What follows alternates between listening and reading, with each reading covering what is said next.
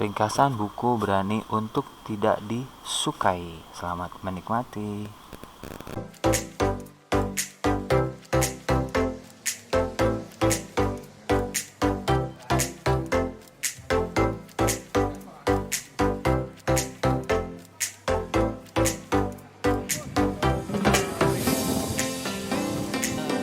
Bagusnya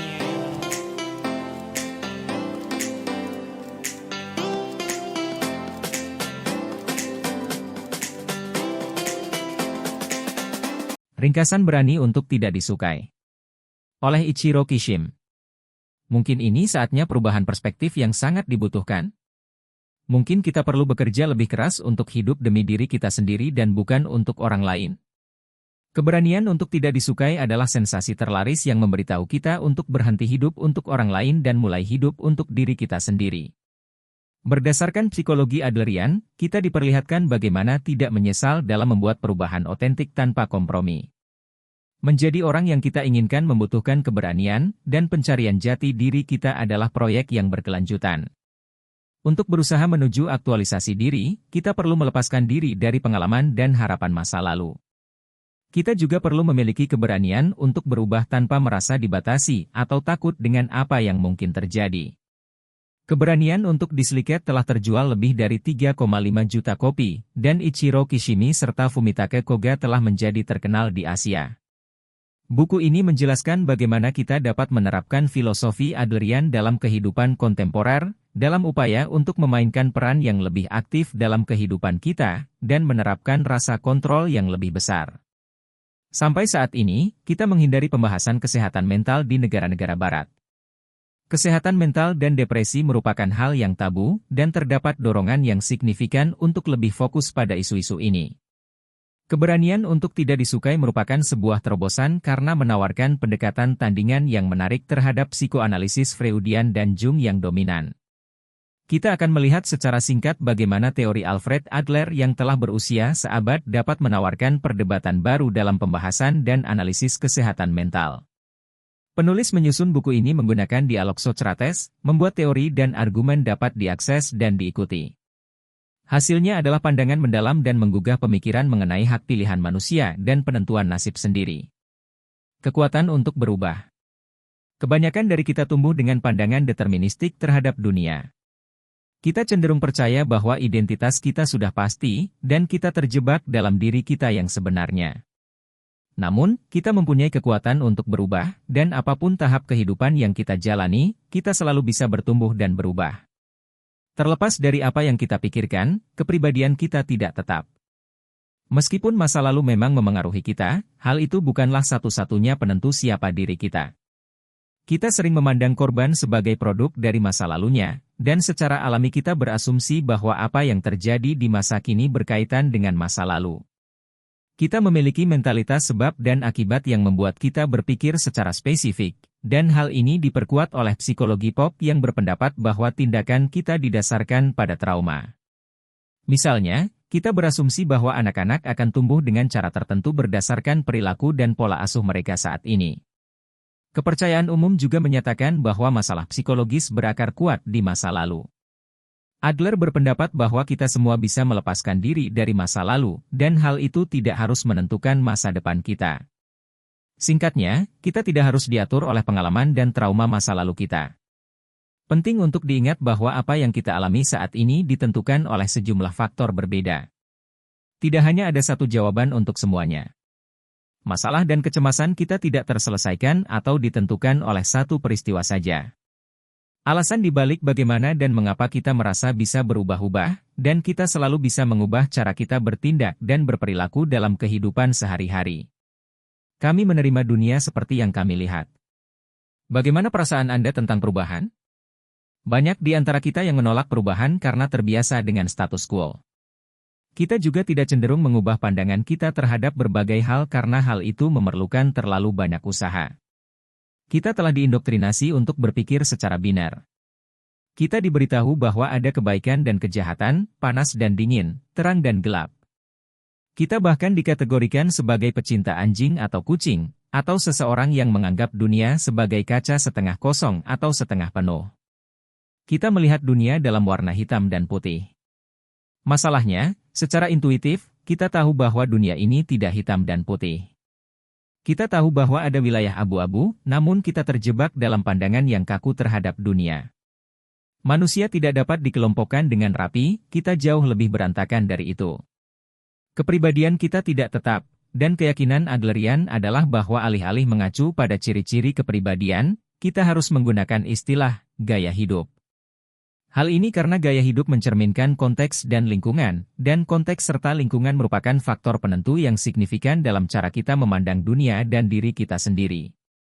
Pandangan dunia kita mulai berlaku pada usia 10 tahun, dan itu merupakan campuran dari pengalaman positif dan negatif. Ketika kita bertemu dengan orang-orang yang berpikiran negatif, kita seringkali percaya bahwa mereka secara aktif berusaha mengubah keadaan mereka. Namun, Adler menjelaskan bahwa jika orang-orang ini benar-benar ingin bahagia, mereka akan berubah. Ia lebih lanjut berpendapat bahwa orang terikat pada keakraban karena hal itu membawa kenyamanan. Inilah alasan utama mengapa kita menolak perubahan. Kita memiliki ketakutan yang melekat terhadap hal-hal yang tidak kita ketahui, dan kita tetap berada dalam zona nyaman. Nasihatnya, kita harus berani menghadapi hal yang belum diketahui dan menerima kegagalan. Tidak ada orang yang sempurna, lalu mengapa kita berjuang melawan ketidaksempurnaan? Mengapa kita berusaha menjadi sempurna padahal kita tahu kita tidak bisa menjadi sempurna? Jika Anda dapat mengubah satu hal tentang diri Anda, hal apakah itu? Apakah Anda kesulitan memilih satu hal saja? Seringkali, ketidaksempurnaan kecil kita menjadi fokus utama. Kekurangan kita bisa melumpuhkan dan meluas ke semua bidang kehidupan kita. Jadi, kita secara aktif berusaha memperbaiki diri karena kita percaya bahwa kekurangan kita adalah akar ketidakbahagiaan kita.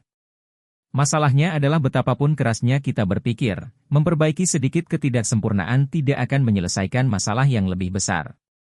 Ketidakamanan kita adalah ketidakamanan kita, dan orang lain hanya melihatnya ketika kita memperhatikannya. Ketika kita fokus pada aspek negatif diri kita sendiri, itulah yang dilihat orang lain. Misalnya, jika kita mengasingkan diri karena takut dihakimi berdasarkan penampilan kita, pada akhirnya kitalah yang dihakimi.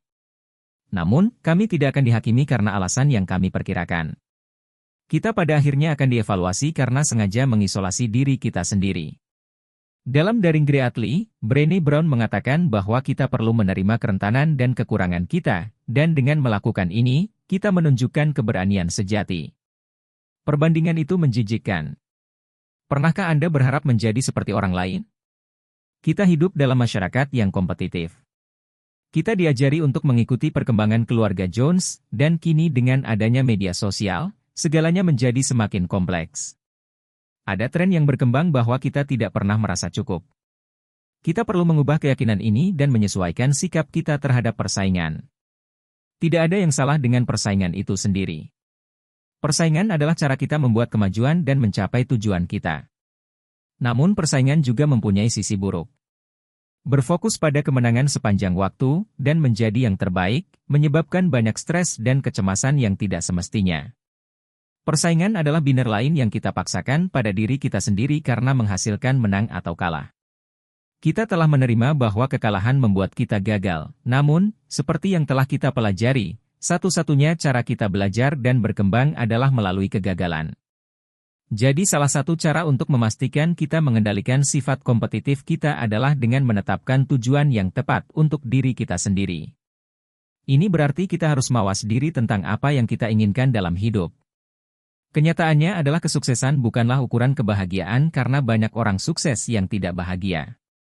Kuncinya adalah menyadari bahwa ketika kita berkompetisi, kita berpikiran tunggal dan tidak fokus pada komunitas atau kolaborasi. Kita perlu menyesuaikan pola pikir kita untuk fokus menjadi lebih kolaboratif dan menyadari bahwa orang lain tidak selalu menghakimi atau merendahkan kita. Seringkali, ketakutan kita sendiri terhadap persepsi orang lainlah yang menghambat kita dan menghalangi kita untuk terlibat dalam segala hal yang ditawarkan kehidupan. Hidup untuk dirimu sendiri. Kebebasan sejati adalah mampu hidup dengan pilihan dan keputusan kita sendiri. Seberapa sering Anda mendapati diri Anda melakukan sesuatu demi persetujuan orang lain? Perilaku mencari persetujuan adalah sesuatu yang kita semua menyerah pada tahap tertentu. Penulis kami menyarankan agar kami meninggalkan perilaku ini dan mengalihkan fokus ke melakukan sesuatu demi persetujuan kami sendiri. Kita harus melakukan sesuatu karena kita ingin melakukannya, bukan karena kita merasa berkewajiban. Melakukan sesuatu berdasarkan tugas atau kesetiaan bukanlah alasan yang baik, mereka mengakibatkan kita hidup untuk orang lain. Misalnya, mengapa Anda memilih jalur hidup atau karir tertentu? Seringkali kita mengambil keputusan ini berdasarkan konteks sosial kita, dan keluarga, teman sebaya, serta teman kita dapat mempunyai pengaruh yang besar terhadap pilihan tersebut. Kita harus siap mengecewakan orang lain. Hal ini mungkin sulit diterima, namun bagi mereka yang berada di belakang ruangan, apakah Anda siap mengecewakan keluarga, teman, dan teman Anda? Jawaban atas pertanyaan ini haruslah, ya, yang tegas dan tegas. Cara Anda menjalani hidup harus ditentukan oleh apa yang Anda hargai dan apa yang Anda yakini benar. Kita semua mempunyai nilai-nilai yang kita anut, dan kita perlu menjalaninya secara autentik.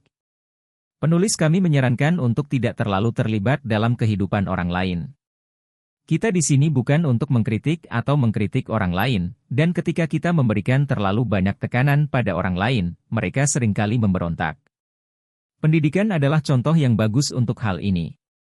Kita telah dituntun untuk percaya bahwa pendidikan harus didasarkan pada penghargaan dan hukuman.